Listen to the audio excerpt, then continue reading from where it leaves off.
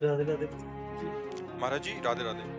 महाराज जी, क्या कोई हमारे ऊपर जादू टोना कर सकता है? क्या भजन के प्रभाव से उसको खत्म किया जा देखो, सकता हमारी जो मान्यता है बच्चा, कि जब हमारे कर्म बिगड़ते हैं तो कोई जादू टोना करे या ना करे, हम वैसे परेशान रहते हैं। बुरी दशा आने के पहले बुद्धि बदली जाती है। वो किसी न किसी तरह से जाको विधना दारुण दुख दीन, ताकि मत पहले हरिलीन। समझ रहे हो ना बच्चा? हमें जब दुख भोगना होता है तो हमारी बुद्धि ही हमें धोखा दे देती है। हमें लगता है कि किसी ने हमें कुछ कर दिया है, और कहीं इसका सपोर्ट देने वाला कोई मिल जाए कि अरे उसने तुम्हारे ऊपर कुछ कर दिया, जादू टोना कर दिया, बस जान लो फिर परेशान हो, फिर परेशानी हो जाएगी। हम तुम्हें शास्त्र की बात बता रहे हैं, को ना काहू के सुख दुख कर दाता, निज कृत कर्म भोग सुन भ्राता। अब जैसे हमारे पाप कर्म हैं, अब कोई जीवात्मा हमको दंड देना चाहता है, अब वो भूत योनि का हो गया है, अब संयोग बनेगा और वो हमको दंड देगा, क्योंकि हमारे कर्म, और बिना झाड़ फूंक के अगर हमारा कर्म हट गया भोग का, वो अपने आप हट जाएगा, खत्म हो जाएगा। ऐसे ही रोग आ जाते हैं, ऐसे व्यक्ति से घटना हो जाती है।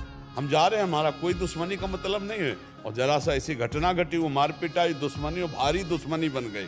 कर्म, भूत का ऊपर आवेश आ जाना, या शरीर में रोग आ जाना, या कोई एक्सीडेंट घटना होकर शरीर का अंग भंग हो जाना, या किसी व्यक्ति से अचानक द्वेष हो जाना, ये और कोई नहीं है, ये हमारा कर्म है। अगर हम कर्म संभाल लें तो सब ठीक हो जाए।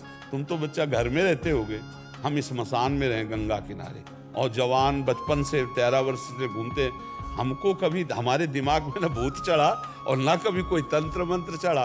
खूब ही स्मशान में ऐसे कुत्ते लाश नोच का गाँव में संस्कार कम करते, गंगा में प्रवाहित कर देते थे। अब तो नियम भी लग गए हैं कि आप ऐसे नहीं प्रवाहित कर सकते। पहले ऐसा कोई नियम नहीं था, 40-45 वर्ष पहले ऐसे फेंक दिए जाते थे, तो कुत्ते घसीट लाते थे, नोच रहे तो गंगा किनारे ही रहते थे। वो सब दृश्य कहीं कुछ नहीं बच्चा।